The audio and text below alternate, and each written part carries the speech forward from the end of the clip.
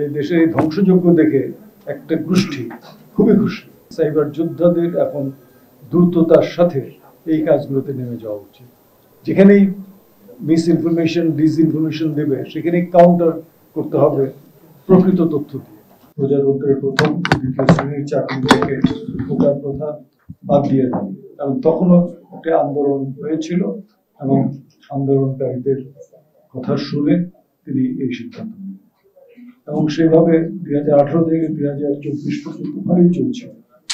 কিন্তু আবার মাঝখানে হাইকোর্ট থেকে একটা নির্দেশ আসে যে 2018 সালে বইপত্র বাতিল করা হলো এবং আগের যে কোটা ব্যবস্থা সেটা পুনরায় হলো। এবং তারপর থেকে আমরা আন্দোলন দেখছি, ধীরে ধীরে আন্দোলন সহিংসতায় রূপ নিয়েছে, ধ্বংসাত্মক জায়গায় পৌঁছে গেছে।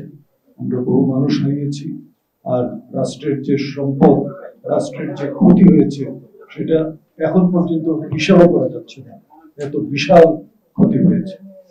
এর দায় দায়িত্ব কে নেবে, এই প্রশ্নটাই আজকে এসেছে। দায় দায়িত্ব তো আমাদের সবাই, কারণ এই দেশটি আমাদের, দায় দায়িত্ব তো আর ভাগ করা যাবে না। দায় দায়িত্ব আমাদের সবার, কিন্তু তারপরেও যারা ধ্বংসাত্মক কাজ করে তাদের দায়িত্ব তো তাদের নিতে হবে।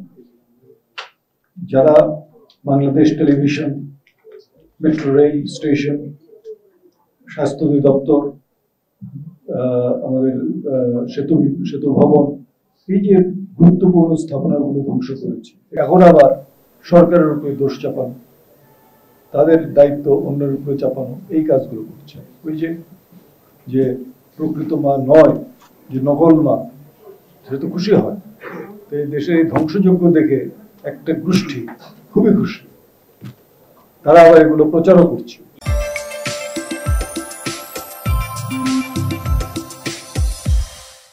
একটু আগে ইয়াসমিন বললেন, জনাব বশির বললেন যে অপপ্রচার, গুজব রটানো, এই যে কাজগুলো হচ্ছে এগুলো আমরা দেখছি। যুক্তরাষ্ট্রের প্রবাসী বাংলাদেশি যারা আছে তারা বিভিন্ন সময় খবর দিচ্ছে যে এখানে এত ধরনের ভিডিও ফুটেজ ছেড়ে দেওয়া হয়েছে, পুরোপুরি সব ওই যে আপনার কি বলে এটাকে, artificial intelligence generated, AI generated, সব এগুলো নানা রকম ভাবে কৌশলে করে ছেড়ে দিয়েছে। তো মানুষ স্বাভাবিকভাবে ক্ষিপ্ত হয়ে যায়, কি দেশে এই হচ্ছে ওই হচ্ছে, কিন্তু আসলে তো এগুলো মিথ্যা। তো এগুলোকে প্রতিরোধ করার জন্য আমাদের সাইবার যোদ্ধার কথা আমরা শুনেছি। সেই সাইবার যোদ্ধাদের এখন দ্রুততার সাথে এই কাজগুলোতে নেমে যাওয়া উচিত।